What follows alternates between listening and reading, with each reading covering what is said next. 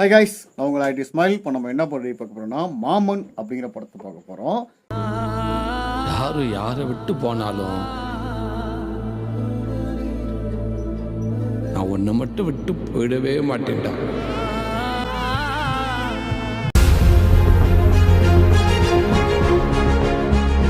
மாமன் ஒரு மருமகனுக்கு இருக்கக்கூடிய ஒரு சூப்பரான ஒரு படம் தான். இல்லை சூரி சார் வந்து நடிச்சிருக்காங்க, ஹீரோ பண்ணியிருக்காரு. ராஜ்கிரண் நடிச்சிருக்காங்க மற்றும் பல படத்தில் முக்கியமான கேரக்டர் பண்ணியிருக்காங்க. படத்தோட விமர்சனத்துக்கு இப்போ போயிடுவோம். அப்படி பார்த்தீங்கன்னா, சூரியோட அக்கா வந்து குழந்தை இல்லாமல் ஒரு 10 வருஷமாக இருக்கிறாங்க. குழந்தையே இல்லாமல் ரொம்ப கஷ்டப்படுறாங்க. அதுக்கப்புறம் ஒரு குழந்தை பிறக்குது, ஒரு ஆண் குழந்தை. அந்த ஆண் குழந்தை பிறந்த பிறகு மாமா தான் சூர்யா இருக்காரு. ஃபுல் அண்ட் மாமா ஃபுல்லாக பார்த்துக்கிறாரு. எல்லா விஷயத்தையும் மாமா பார்த்துக்கிறாரு. அப்படி தான் எல்லா விஷயத்தையும் பார்த்துட்டு அப்படியே வந்துட்டே இருக்கிறாரு. அவர் மேலே ரொம்ப பாசமாகிறான் அந்த பையன். அவரும் ரொம்ப பாசமாகிறாரு.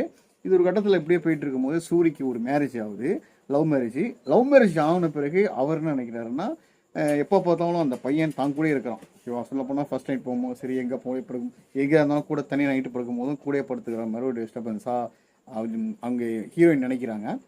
அது பக்கம் ஒரு ரன் ஆகிட்டு இருக்கு. ராஜ்கிரண் போர்ஷன் பொறுத்த வரைக்கும் ஒரு ஒரு கணவன் வந்து உடல்நிலை சரியில்லாமல் இருந்தால் தாய் வந்து பார்த்துப்பாங்க. அவங்க மனைவி வந்து ரொம்ப பார்த்துப்பாங்க, எதுவாக பார்த்துப்பாங்க. அதே மாதிரி மனைவிக்கு ஒரு ப்ராப்ளம்னா கணவனால் சமாளிக்க முடியாது அப்படிங்கிற ஒரு ஆணித்தனமான ஒரு சீன்ஸை இதை வச்சு டைரக்டரு இது பார்க்கும்போது நிறைய பேருக்கு வந்து ஒரு எமோஷனான ஒரு சீனாக இருந்துச்சு, ஃபீலிங்காக இருந்துச்சு. அந்த மாதிரி தான் போயிட்டு இருந்துச்சு.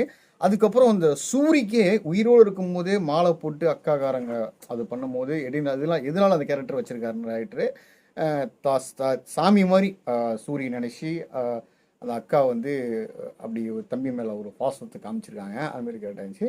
அதுக்கப்புறம் இவருக்கு வந்து சூரிக்கு கல்யாணம் ஆகி அதுக்கப்புறம் அவர் குழந்தை பிறக்குது. குழந்தை பிறந்தவுடனே அதுக்கப்புறம் என்ன ஆச்சு, குழந்தை பிறந்தவுடனே இந்த குழந்தைய பாசமாக இருக்கிற குழந்தை என்ன ஆச்சு அப்படிங்கிற விஷயம் கொண்டு வந்திருக்காங்க.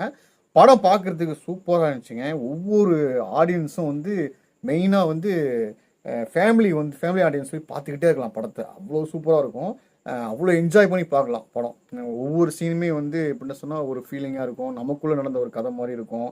மருமகன் இருந்தால் எப்படி இருக்கும் அந்த மாதிரி ஃபீல் இருக்கும்.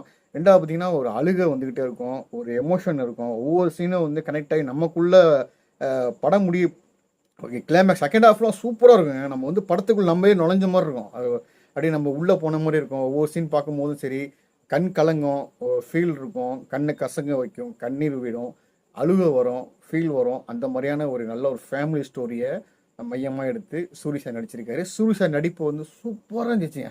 காமெடிக்கும் அவர் சூப்பராக செட் ஆகுறாரு.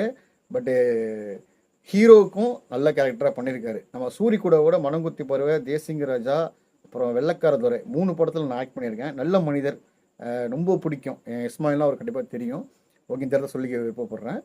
ஓகேங்க, கண்டிப்பாக மாமன் படத்தை ரிவ்யூ சொல்லியிருக்கேன். இதேமாரி படங்கள் நிறையா வரட்டும். அடித்தடி, கள்ள கடத்தல் இந்த மாதிரிலாம் இல்லாமல் ஒரு ஃபேமிலி ட்ராமாவாக நல்லா கொண்டு வந்தாங்கன்னா பார்க்குறதுக்கு செம்ம இன்ட்ரெஸ்ட் ஆப்பாங்க.